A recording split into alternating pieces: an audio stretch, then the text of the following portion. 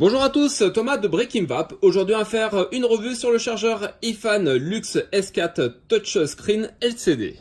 Vous recevrez ce chargeur dans un emballage comme celui-ci, en carton rigide. Sur la devanture, vous avez le nom de la marque Gisfan, ici le nom du modèle iFan Lux S4 LCD chargeur, avec un petit aperçu de celui-ci et quelques caractéristiques techniques. De l'autre côté, on va voir donc un flash code avec un scratch code d'authenticité du produit, avec le site internet juste en dessous. Et à l'arrière du packaging, d'autres caractéristiques techniques. À l'intérieur du packaging, on aura donc ici deux pointes testeurs qui seront reliées en USB directement au chargeur, avec ici des embouts de protection. Donc ça ressemble à ceci. Ensuite, on va avoir tout simplement l'alimentation, donc ici en 12 volts. Donc ça se met directement sur le secteur et ça s'alimente avec cette prise là directement sur le chargeur. Donc vous avez juste à brancher ça au bout et c'est parti pour l'alimentation ici en secteur comme ça européen. Et enfin on va avoir donc le fameux chargeur Lux S4.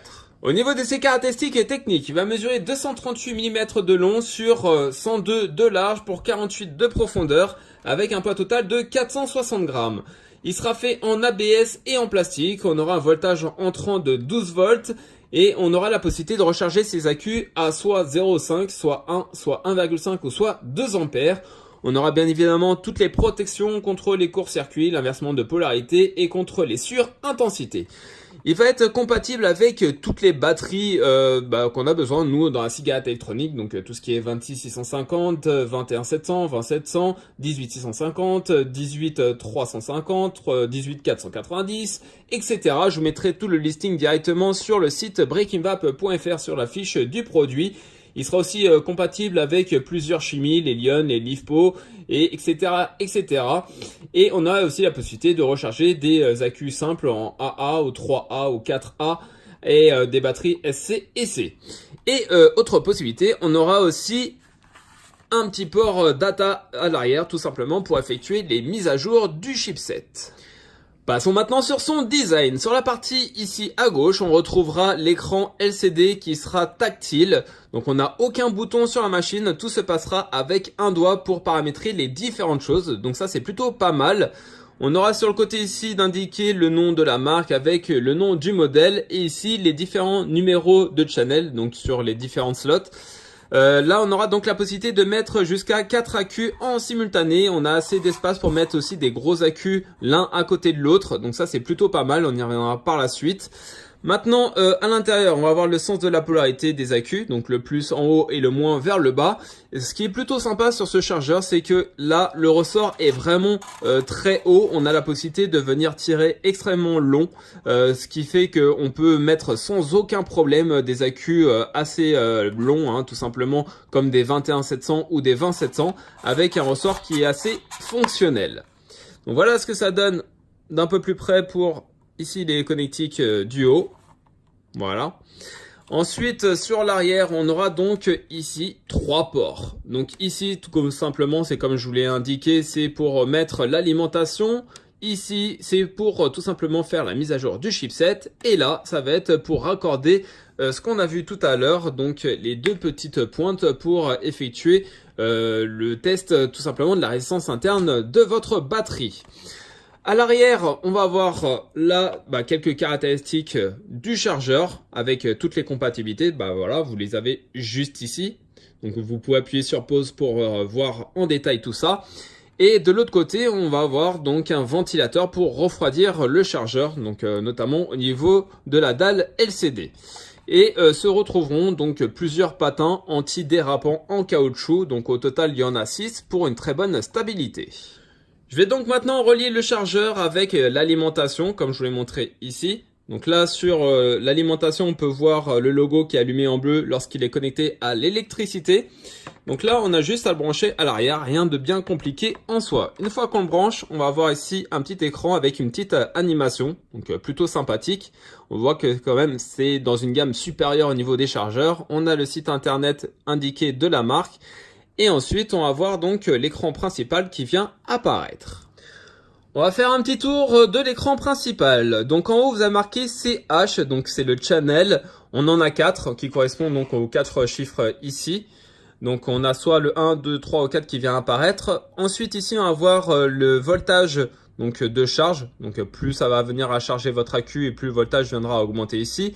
La même chose donc ici pour les milliampères, donc l'autonomie de la batterie qui va prendre en charge au fur et à mesure du temps.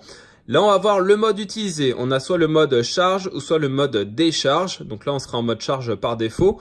Ici, on va voir le type de chimie de votre accu. Donc pour nous, c'est des Li-ion. Après, il en existe bien d'autres. On y reviendra par la suite. Là, le temps que vous avez commencé à charger votre accu, ça vous indiquera en combien de temps il a fini de charger suivant où il en est au niveau de son pourcentage.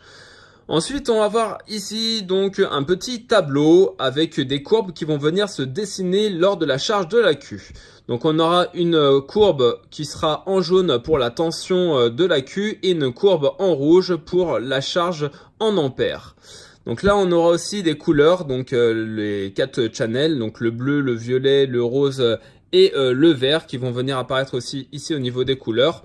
Donc là, suivant où vous allez mettre votre accu, vous allez voir qu'il y a des petites LED de différentes couleurs qui viennent s'allumer.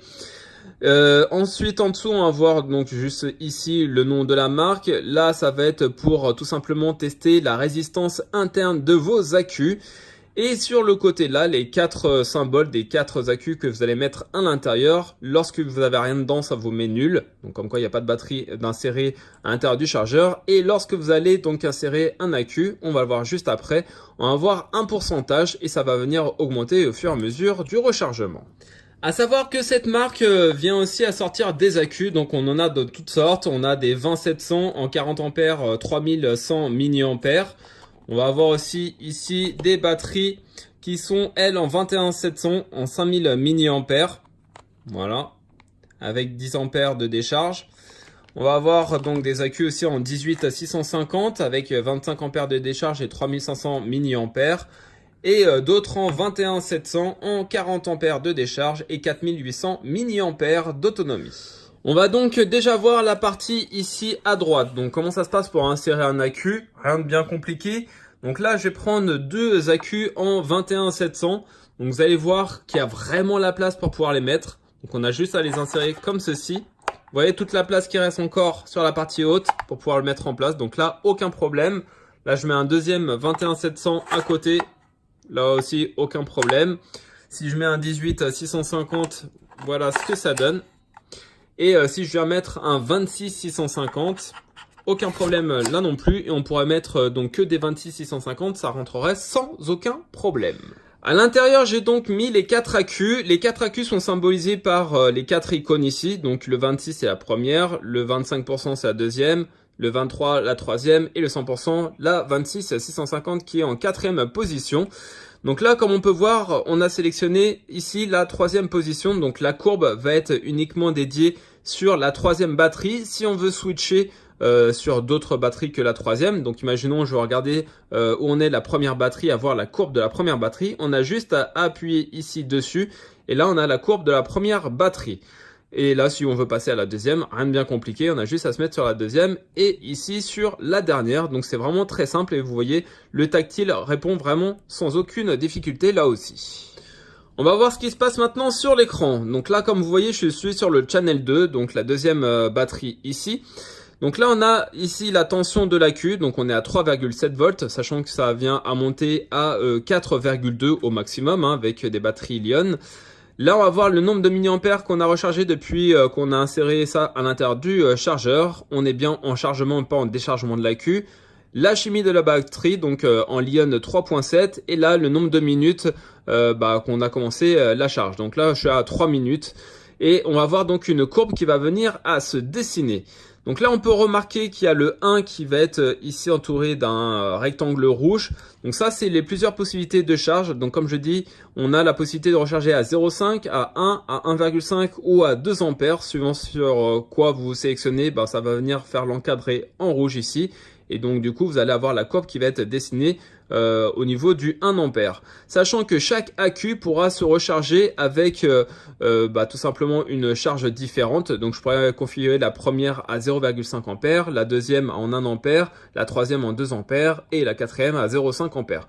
Après, on fait comme bon vous semble, suivant ce que vous mettez à l'intérieur du chargeur au niveau des accus. Donc là, on a aussi en jaune la tension de la batterie. Donc elle va venir à augmenter au fur et à mesure du rechargement. Donc suivant ce que vous mettez ici au niveau de la charge, ça va augmenter plus ou moins rapidement. Par exemple, si je mettais à 1 ampère, ça va faire une courbe qui va monter tout doucement. Si je mets à 2 ampères, ça va monter 2 fois plus vite, ce qui me paraît évident. Si vous ne connaissez pas le courant de charge maximum de votre accu, donc que ce soit des 21700, 20700, 18, 650, etc., je vous ai réalisé un petit tableau ici répertoriant tous les accus qu'on utilise, notamment dans la cigarette électronique, avec ici le courant de charge maximum pour éviter d'abîmer votre accu prématurément. Donc fiez-vous à ce qu'il est indiqué ici pour pouvoir savoir à combien vous pouvez recharger en maximum en ampères. On va donc regarder les différents modes qu'il est possible d'utiliser. Donc là, par exemple, j'ai sélectionné la troisième batterie, donc la 18650.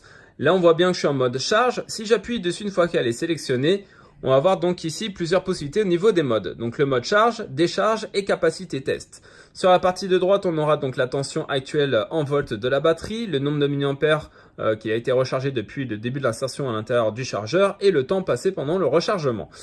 Donc là, une fois que j'appuie sur charge, je reviens ici, il met bien sur charge. Si maintenant j'appuie sur décharge, ici il met bien 10 comme discharge. Donc là, ça va venir décharger la batterie. C'est déconseillé de venir décharger une batterie Li-ion, mais je vous montre juste à quoi ça ressemble. Donc au lieu de charger, ça passe ici à l'inverse en déchargement. Et on a bien évidemment ici la courbe qui va suivre au fur et à mesure du temps. Et on a au final ici Capacity Test pour tout simplement tester la capacité du voltage et des milliampères de la batterie. Donc nous on va rester sur charge. Ensuite Current, c'est ici tout simplement le courant de charge pour chacune des batteries. On a la possibilité de venir se régler. Donc automatiquement il détecte le style de batterie et viendra donc se mettre automatiquement sur le bon ampérage.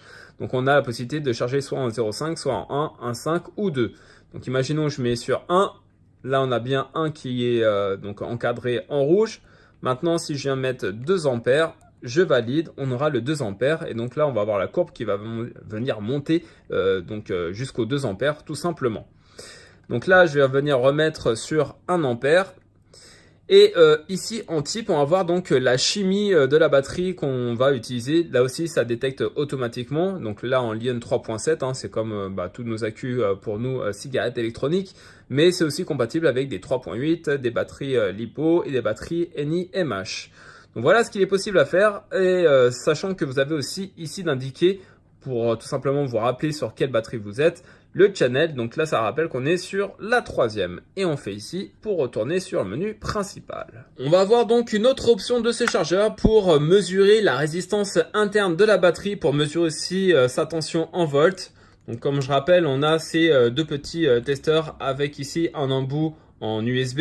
Donc il faut tout simplement raccorder l'USB derrière le chargeur. Donc n'oubliez pas, comme tout port USB, il y a un sens pour le mettre. Hop, on le met à l'intérieur.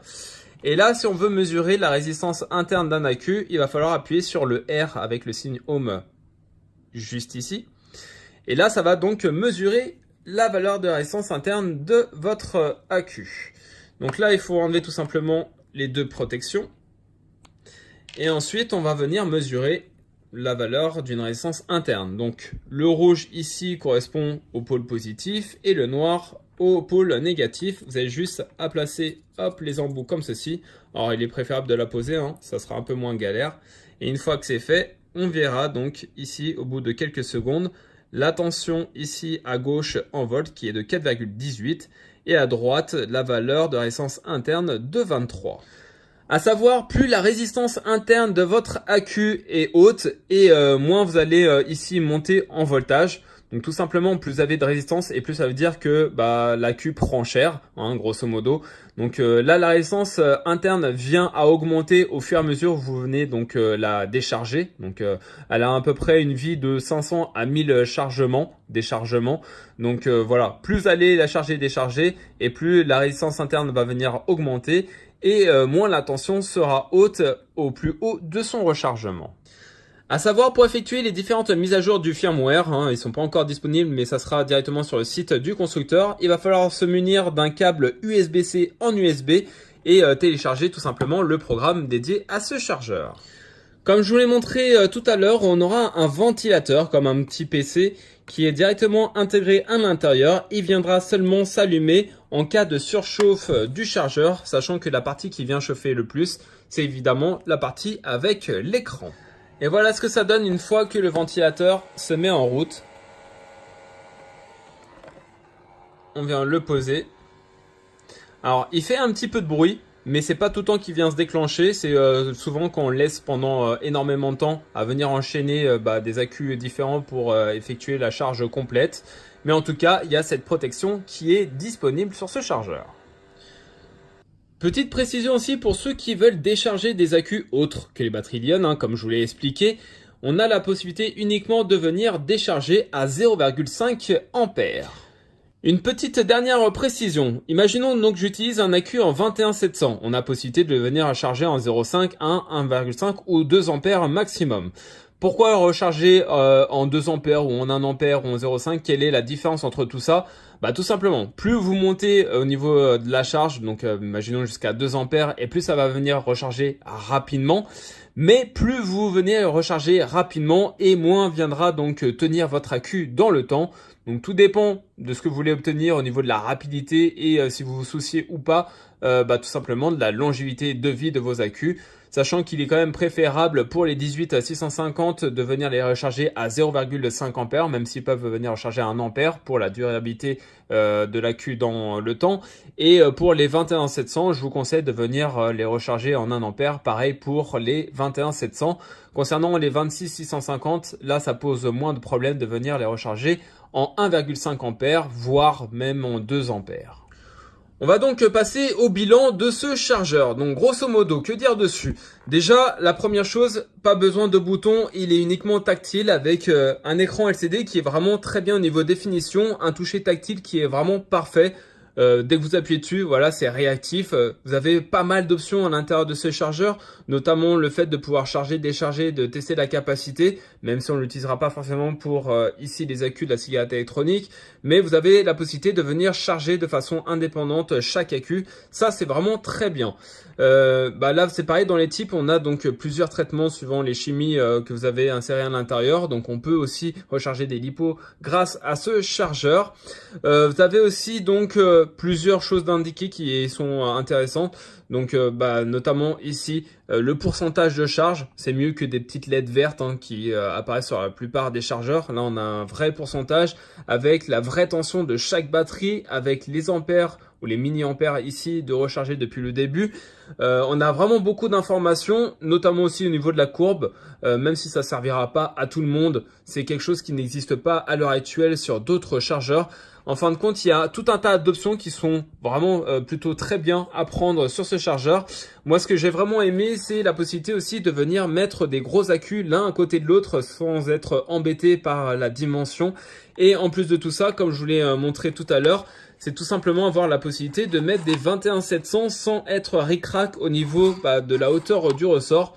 Là, je vous le remontre, on a vraiment la possibilité en toute aisance de pouvoir l'insérer à l'intérieur sans venir abîmer le ressort. Et ça, c'est un des plus gros points positifs. Parmi les chargeurs qui sont existants, il y en a encore très peu qui viennent à prendre le 20700 ou le 21700 surtout, tout simplement parce que les ressorts sont un peu trop courts.